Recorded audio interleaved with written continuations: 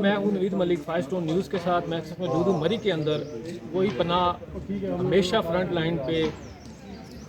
جو ہارٹ کی جو بیماریاں ہیں، جو ہارٹ کی یہ ایسوسیشن بنی ہوئی ہے، ثناء اللہ گھمن صاحب جو جنرل سیکرٹری ہیں اس کے، جنرل مسعود کیانی صاحب جو اس کے پریزیڈنٹ بھی ہیں، چیئرمین بھی ہیں، ہمیشہ ہم نے دیکھا کہ یہ ہر جگہ پہ آواز اٹھاتے ہوئے، پاکستان کے کسی کونے پہ بھی آپ دیکھیں گے تو یہ آواز نظر آئے گی آپ کو کہ شوگری ڈرنکس کے اوپر، تمباکو کے اوپر انہوں نے بہت بڑا کام کیا، اسکول کے بچوں کے حوالے سے جو سیکیورٹی پہ کام کر رہے ہیں۔ جی ثناء اللہ گھمن صاحب کیا کہیں گے؟ وہی آپ کا مشن، وہی جہاد، پھر ایک بجٹ سر پہ آیا ہوا ہے، آپ کیا کہیں گے کہ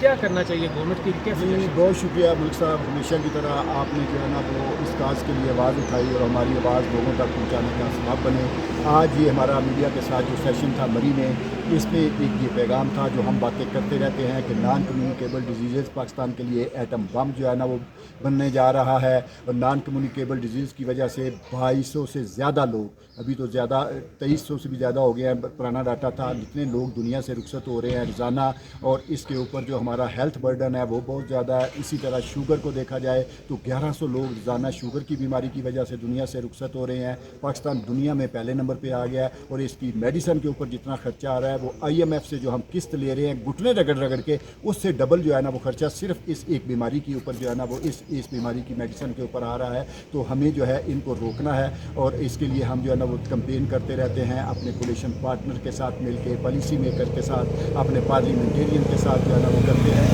آج کا جو سیشن تھا، جو میڈیا ہمارا بڑا اسٹرانگ پارٹنر ہے، ان کے ساتھ آنے والا بجٹ ہے، بجٹ میں آج ہم نے ریکویسٹ کرنی تھی گورنمنٹ سے، اور میڈیا سے میں نے ریکویسٹ کی، جس کے لیے مجھے انہوں نے بھرپور تعاون کا یقین دلایا اور کہا جی بھرپور طریقے سے اس آواز کو اٹھائیں گے۔